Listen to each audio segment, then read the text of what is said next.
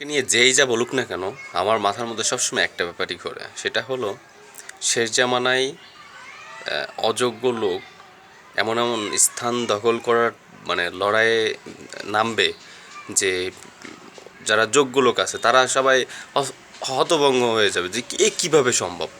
আমি এই জায়গায় আমি আর থাকতে পারবো না, আমি নিজেই সরে যাই।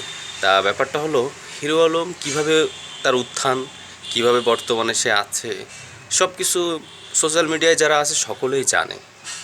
কথা হলো আমি তাকে ছোট করে কথা বলতেছি না, এটা হলো একটা নমুনা, এটা হলো জাস্ট একটা নমুনা যে হিরো আলম কোত্থেকে উঠে আসছে সেটা বড় কথা না, সব কিছু ঠিক আছে। কথা হলো কেন সে তার শিক্ষাগত যোগ্যতার দিক থেকে সে একজন এমপি হওয়ার যোগ্যতা রাখে না, সে নিজেও জানে। আমার কাছে মনে হয় একজন এমপি হওয়ার যোগ্যতা সে রাখে না, যে লাখ লাখ মানুষের জিম্মাদারি নিবে।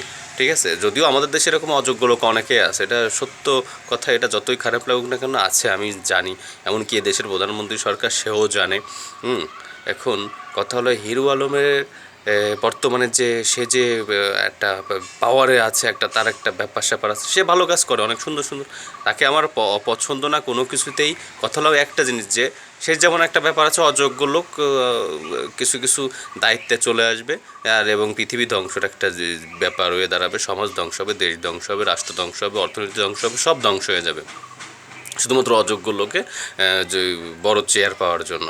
হ্যাঁ, এখন কথা হলো গেন যে এরকম অনেক লোক আছে যারা অযোগ্য লোক এবং ওরকম জায়গা দখল করে আছে। তো আমাদের উচিত ওই সাংবাদিক ভাইরা ওই অনেকে লেলায় পড়ে, ওই একজন ভাইরাল হইলে সিদ্দিক চূড়া এই একটা গালাগালি দিয়ে আমার ভুল হয়েছে ক্ষমা করে দেন, একটা কথা বলছে, সেই কথা বলে সে ভাইরাল হয়ে গেছে। এখন সে এক জায়গায় গেলে বড় বড় লোক তার জন্য চেয়ার পাশে দিয়ে দেয়, কেন? সে ভাইরাল, তার পাশে বসলে সেও ভাইরাল। তাই এই সমস্ত ভাইরাল ট্রফিক নিয়ে কথা বলাটা সাধারণ মানুষের একটা স্বভাব। অতএব আমাদের কিছুই বলার নাই, যা হবে সব কিছু চোখের সামনে। সমালোচনা করতে মন চাইলো বা আলোচনা ব্যাপারটা নিয়ে কথা বলতে মন চাইলো, তাই কথা বললাম।